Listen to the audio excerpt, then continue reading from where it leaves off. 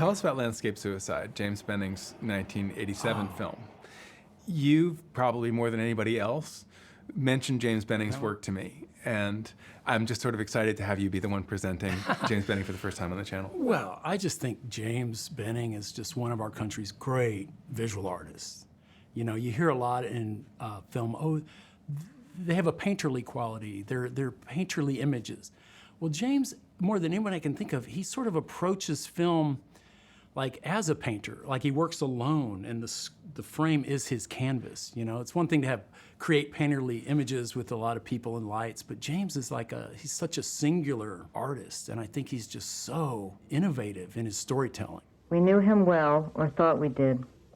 The story really concerns two notorious homicides. You know, one in his hometown or home area of Milwaukee, Wisconsin, Ed Gein, famous killer, you know, Sure. psycho, everybody knows Ed Gein. The other murder in the story is Death of a Cheerleader. It was a story in Rolling Stone.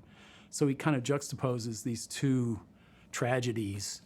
And, you know, most films that are trying to get at something in nonfiction are kind of like, oh, they're after the facts, or they're something like that. He takes the court records, the interrogations, and kind of recreates them with people sitting in and saying the exact words they said.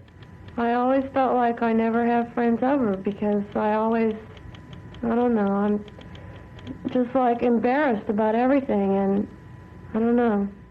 What he's really getting at, and this is James, the visual poet, he's really kind of interrogating the landscapes of these two areas. Ed Gein's kind of a winter in Wisconsin, and the California landscapes. Asking you to look and listen to that and feel those characters, and those are actual real locations.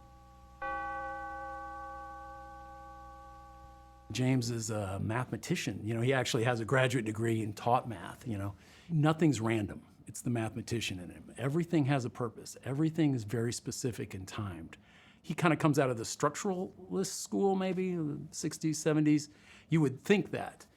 But he's got his own visual language. So you see a long take and you start to think, okay, Andy Warhol, someone's sleeping, or the Empire State Building, it's not really that. His long takes always are accompanied by songs. There's narration, there's public voices from the radio or TV, or, you know, it's this layered thing.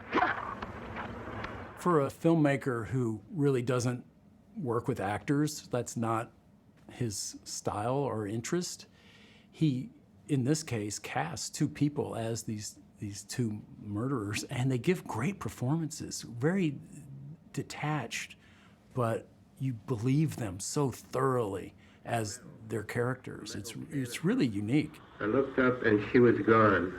I couldn't see her. And then I saw her laying there. And then I saw blood there. It feels like a foundation for so much that's happening right now. Like, we now have a True False Film Festival, and we have, you know, strands at Lincoln Center. There's so many films that have been walking this line between documentary and reconstruction and outright fiction. Yeah. If you're like, why should I see this movie? Because it feels a little bit like it's connected to the wellspring of a lot of the most interesting filmmaking that's happening right now. I think so. Yeah, it's a real interrogation. It's a real haunting exploration. You know, this whole film is a blurry line between fact and fiction, and it's getting into these two tragedies, but it's taking you there in a totally unique way. And I don't know, I just find the formal brilliance of it really moving. I love the mental and oral and the visual trips James takes you on in his movies. I just think they're fascinating. My friend stole my sweetheart.